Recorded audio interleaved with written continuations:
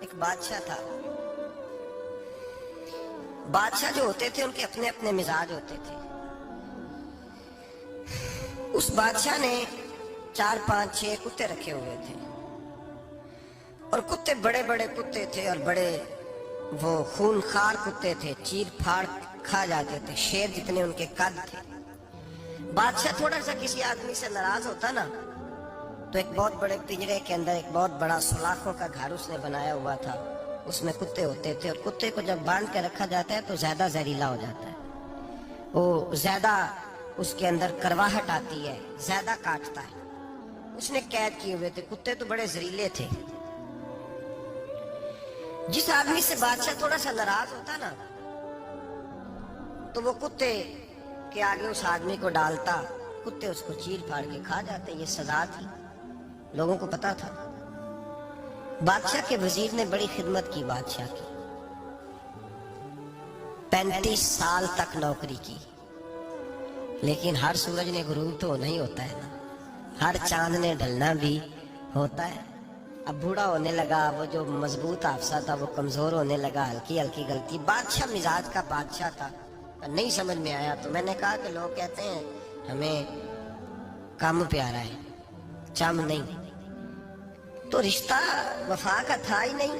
وزیر سمجھنے لگا کہ اب نہ میں بھی غلطیاں کرنے لگا ہوں تو ایسا نہ ہو کسی دن میں بھی ان کتوں کا شکار ہو جاؤں. اس نے بادشاہ سے کہا کہ بادشاہ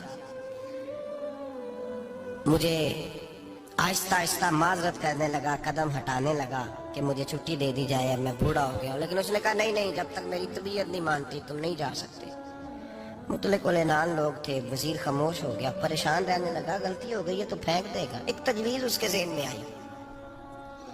وہ جو پنجرے, کتوں کے پنجرے پر محافظ بیٹھا تھا نا, جو ان کو کھانا ڈالتا تھا, روٹی ڈالتا تھا, گوشت دیتا تھا, اس کو ایک دن کہنے لگا یار تیری ڈیوٹی ہے سارا دن کتوں کو کھانا دینے کی, گوشت دینے کی, تو 2 4 دن ڈیوٹی مجھے نہیں دیتا؟ تو لے لے, میں تو پہلے پریشان ہوں, سارا دن ان کی دیکھ بھال کرتا ہوں. اس نے کچھ تھوڑا سا گوشت لیا, پنجرے کے باہر کھڑے ہو کے کتوں کو ڈالا.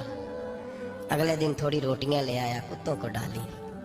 2 4 دن, ہفتہ, مہینہ, سال بھر, جتنا اس کو موقع ملا وہ دن بھر خدمت کرتا. بس وقت ایک دن آ گیا, بادشاہ کو کوئی بات اچھی نہ لگی. اس نے کہا اس بڈھے کو اٹھاؤ اور ڈالو کتوں کے پنجرے میں. ساری زندگی یہاں رہا, اسے ابھی تک نہیں پتا چلا میرے مزاج کا.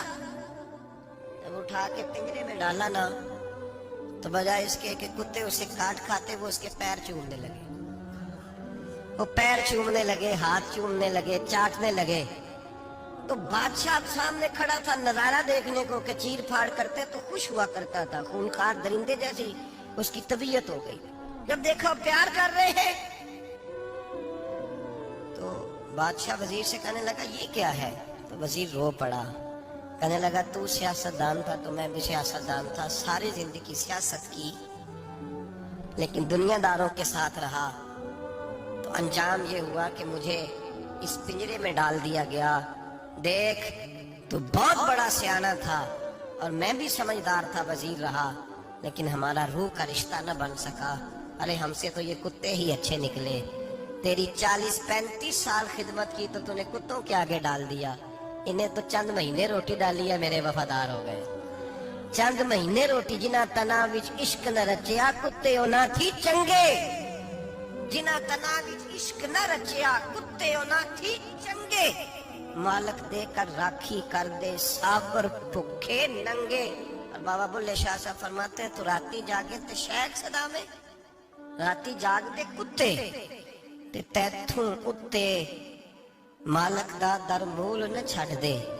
پاویں مارو 100 جتے تے تیتھوں اتے رکھا سکھا کھا. دنے جا رکھاں وچ ستے تیتھوں اتے ایک برکی دا قدر پچھانن. پاویں مالک ہو من ستے.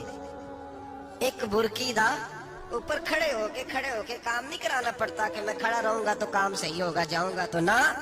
ایک برکی دا قدر پچھانن پاویں مالک ہو من ستے. پھر اپنے آپ کو مخاطب کیا, کہنے لگے اٹھ بلیا چل یار منا لے نہیں تے بازی لے.